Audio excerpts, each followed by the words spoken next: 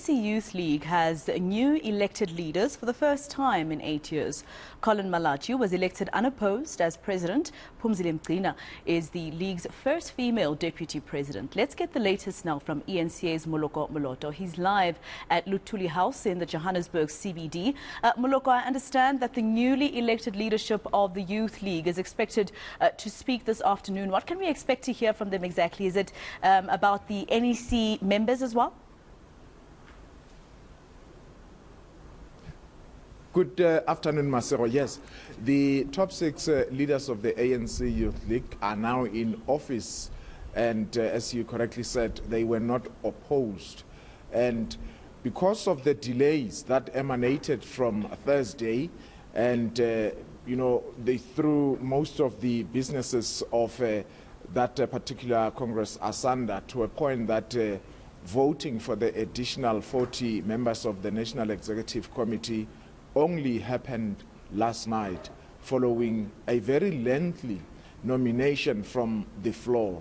And the voting started at about 11 o'clock last night, and it continued until the early hours of this morning. And obviously the Electoral Committee had to tally those votes, and you would understand that with regard to the tallying of the votes for the additional members, it's not an easy process as it would be with additionals, because you would know that with additionals, this name would have gotten a certain number of votes as compared to vote name B.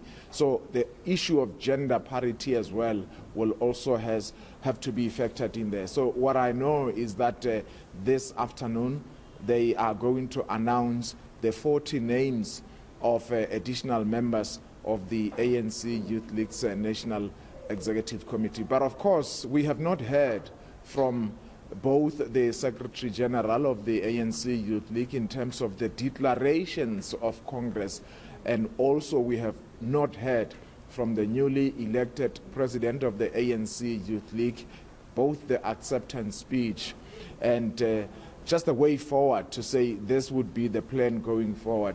That is primarily because there were no discussions around commission, around policy direction that the Youth League will have to take going forward, because they did not have time. In fact, they said that they are going to continue with those commissions in a hybrid form, the same way the mother body did in December, because they also focused mainly on the election of officials and the NEC members, and the discussions, policy discussions, took the back burner.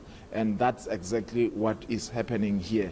And of course, we are hoping to hear what is the way forward. And you would know, Masero, that for the longest time, the voice of the ANC Youth League had been muted. Known as the Young Lions, they have really not been roaring. Some would say from the time when Julius Malema and some of his colleagues were fired and the ANC Youth League was disbanded at the time. That was when the ANC Youth League was militant and vibrant. We don't know whether this particular ANC Youth League will be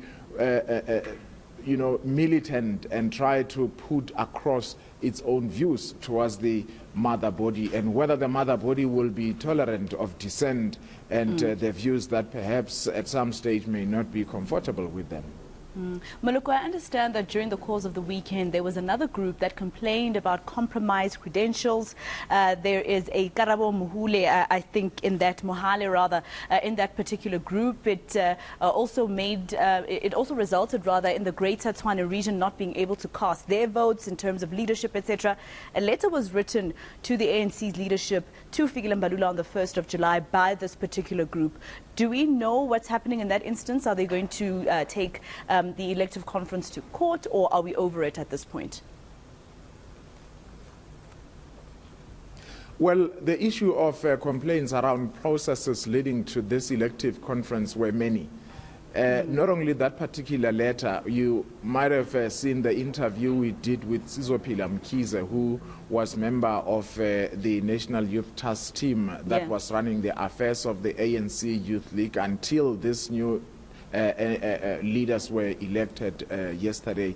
Now, she's been open to say that processes are really being flouted. One of the issues she raised was that there was an agreement, I think there was a meeting of the NYTT on Thursday, and they had agreed that they were going to discuss the issue of the audit, just to tally and make sure that all the people who were there were supposed to be there, and also to ensure that you don't close some of the people who are eligible to be in Congress and close them outside. So that particular discussion by the NYTT over the audit didn't happen, and she raised that as one of the issues. But generally, a lot of people who were complaining are simply saying that, look, the processes are not being respected.